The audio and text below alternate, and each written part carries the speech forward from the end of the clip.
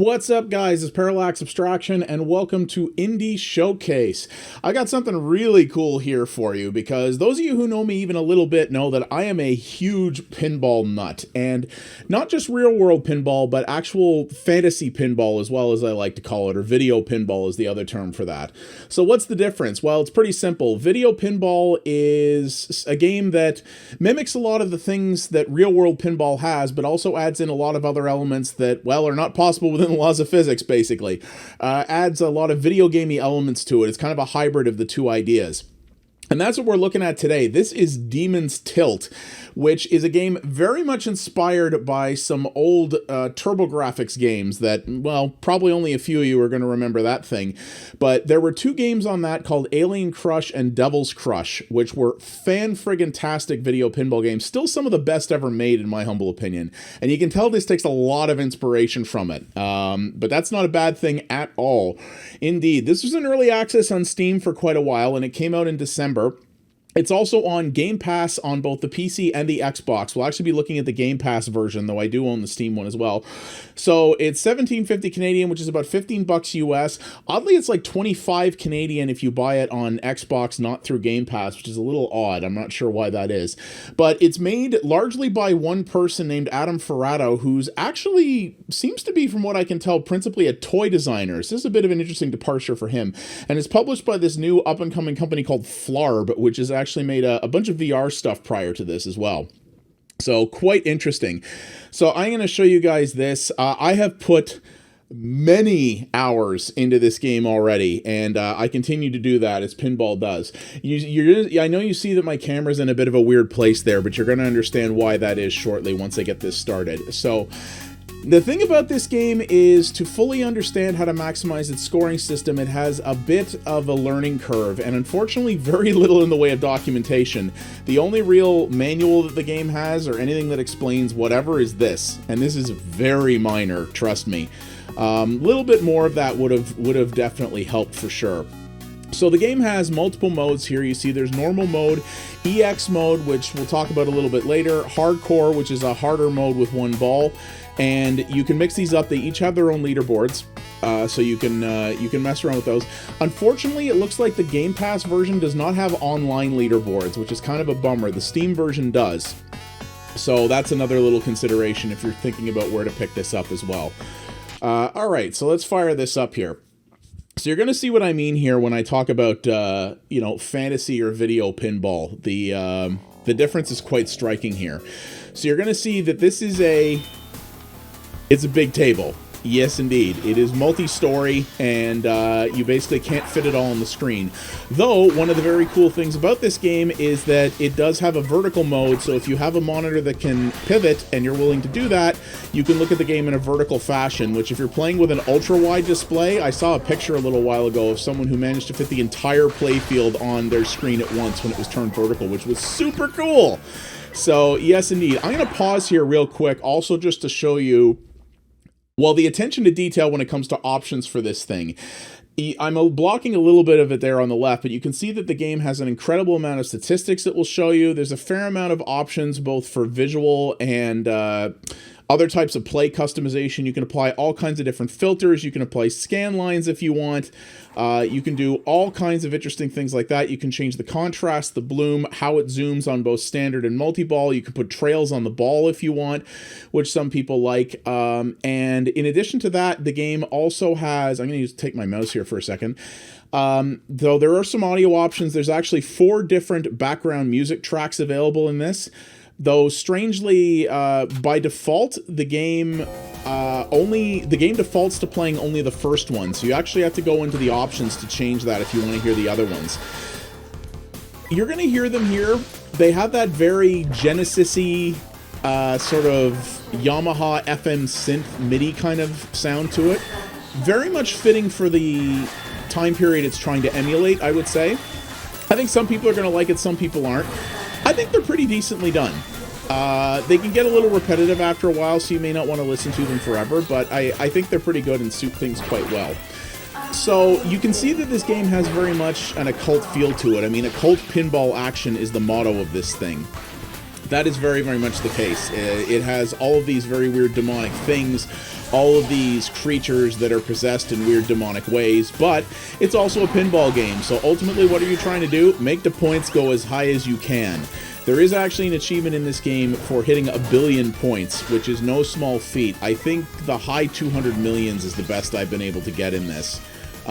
But see, I am a big pinball fan in the sense that I do like real pinball. You know, I go to the Ottawa Pinball Show every year. There's actually a video I've been working on for way too long showing that off to people that I've been meaning to get done. And one of these days, if I can ever find the space and the money, I do want to put an actual real pinball table in my home. And there are a lot of pinball purists out there who will go, this isn't real pinball, and this kind of, you know, this sucks. Why would you play it this way? There are some real hardcore pinball purists out there who scoff at the idea of taking what pinball is and slapping all these, well, basically, like I said, physically impossible mechanics onto them. I like both. I really do. I love real pinball. I own a ridiculous amount of DLC for the Pinball Arcade, which is a series that's attempting to emulate a lot of real-world tables. But some of my favorite gaming memories actually are from games like Epic Pinball, or Balls of Steel, or Pinball Fantasies, and a lot of these older pinball titles that were really took some liberties with what they were able to do. And indeed, the Crush games on the TurboGrafx were some of the best games on that very underappreciated platform. And that's what I like about this one. It does crazy things. And, you know, the core of pinball is still there. You still got a ball that you're bashing around with flippers, trying to get as high a score as you possibly can, but you've got all these weird little demonic creatures crawling around the board. In the EX mode, there's actually subtables and minigames. Funny enough, they must be really hard to unlock. Now, admittedly, I played the standard mode here quite a bit more, but I have yet to actually ever go into one of those subtables, and I put a lot of hours in this game. Dare gonna say I think maybe he made those a little too hard to get to, based on, you know, the fact that they're kind of a selling point. If you go onto the Steam page for this game, you're actually going to see a huge ton of screenshots showing those different subtables, and I'm like, man, I wish I knew how to get to these. I should actually probably go and check the Steam forums, because they probably have like guides there on how to get to them and check that out. But I'm kind of letting this speak for itself here, because you can just see as I'm playing it, all these crazy creatures that are showing up. You'll get a lot of different creatures there that you have to hit in order to get them to do various things. And you may be seeing this kind of crazy bullet hell thing. Now, this creature is one of the ones that does it, but a lot of them do. And the idea is that, so you can hit those purple bullets that it's shooting, and you'll get some points for it. But if you can hit the golden ones that are sprinkled throughout those, you'll actually, they sort of all accumulate into a bonus that you can get by hitting a certain part of the table. So it's kind of a, you know, it's a greed factor thing, really. Ultimately, you do want to try to store those up if you can. See how they all turned gold there and flew down? That means they go into the bonus thing, and that's by this little golden area down here by the hammer. You can see how they're all going into there. So that's how you sort of accumulate that. And the game does have multi-ball that you can trigger in various different forms. There's actually multiple different kinds of multi-ball. And there is a multiplier mechanic, which is that little MX counter you're going to see down there. And those GX and JX counters are supposed to be, I believe it shows here what that is. Yeah, jackpot and global multipliers. They don't seem to move very often, so I don't exactly know what the context is for how you increase those or how they impact things overall. Again, this game has a lot of mechanics that I'm guessing the designer really wanted people to sort of discover those organically.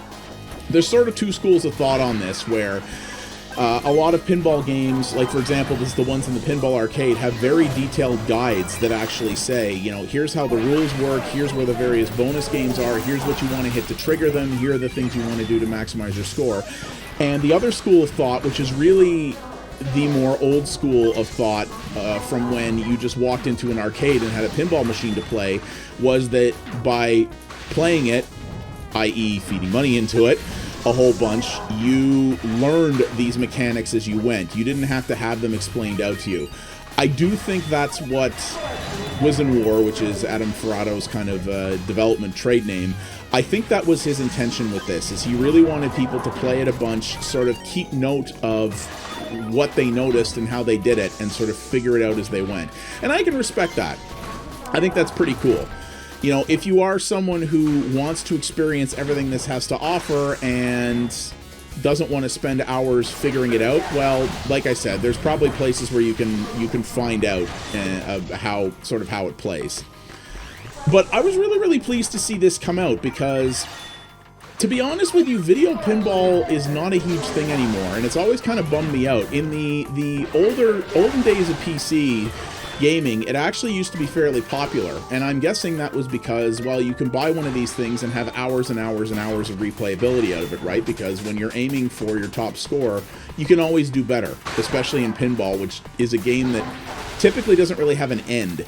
Like in this game, I have actually beaten the final boss, if you will, but even though I've done that, the game keeps going. The game doesn't end when you beat the final boss, because it's always about getting a higher score.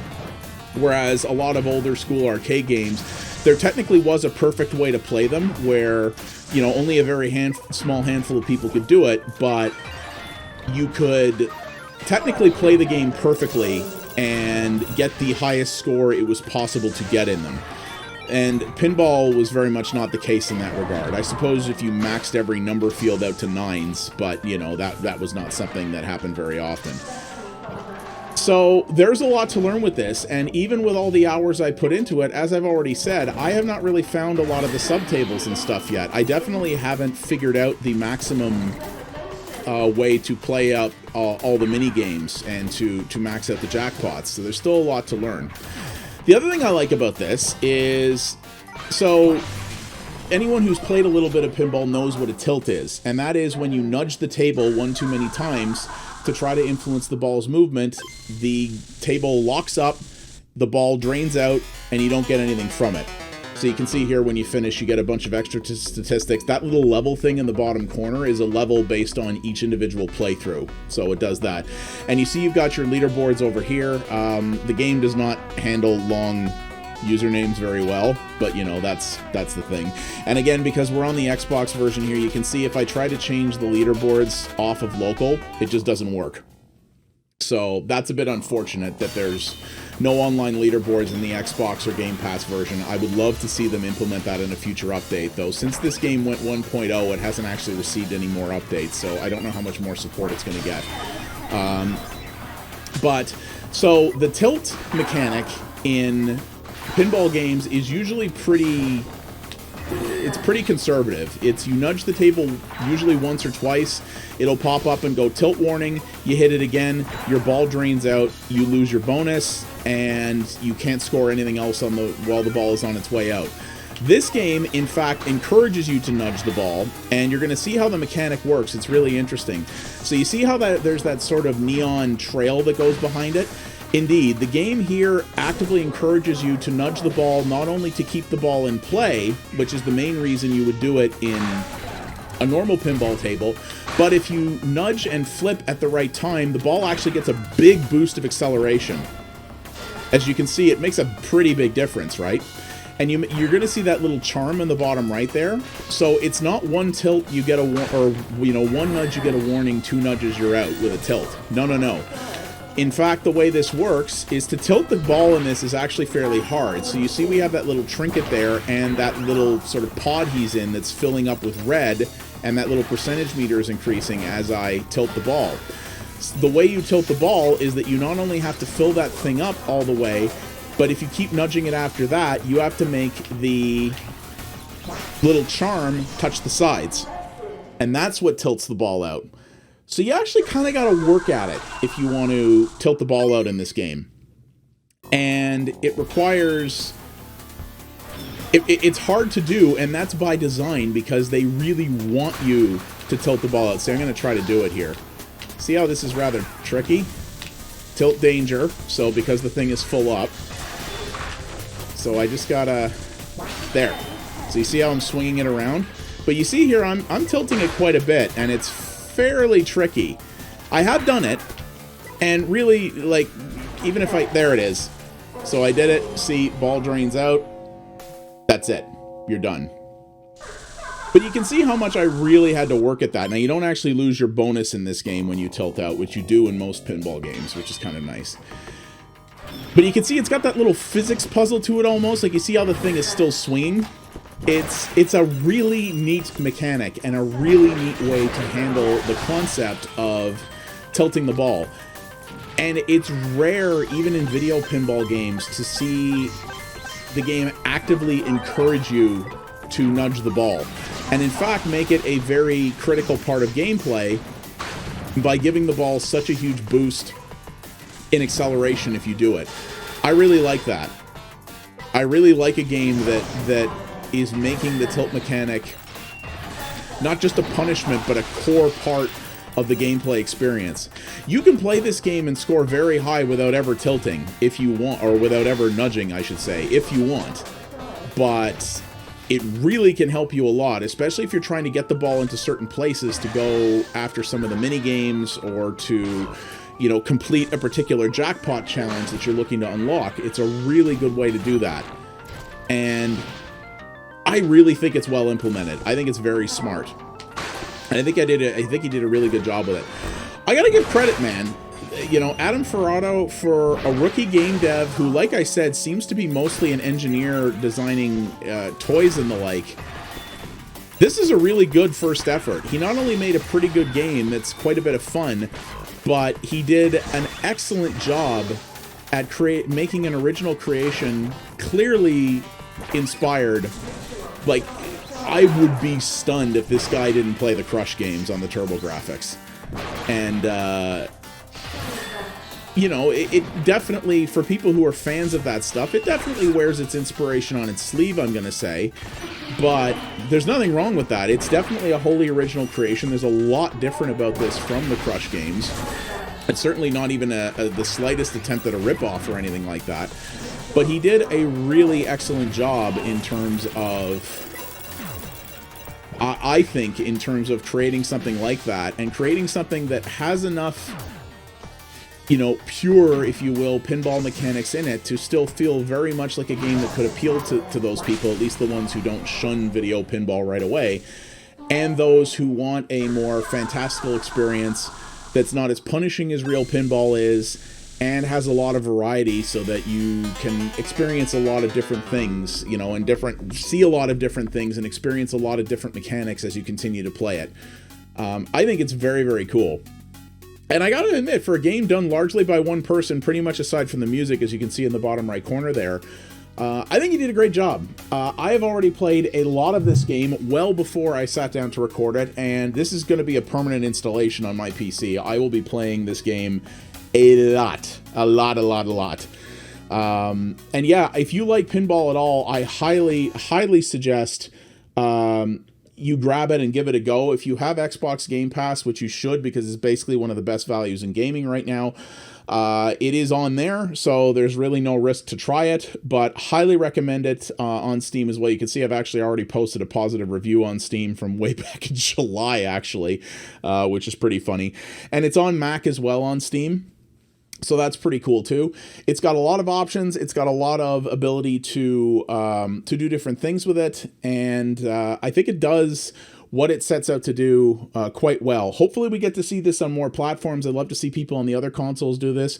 Gonna say it like I always do, this on the Switch, both in portable form and just the ability to take your Switch, do that, and have it in vertical orientation would be super dope. I would buy this again on the Switch, honestly, if it was on there. So I hope it does well enough that they get a chance to port it over to that.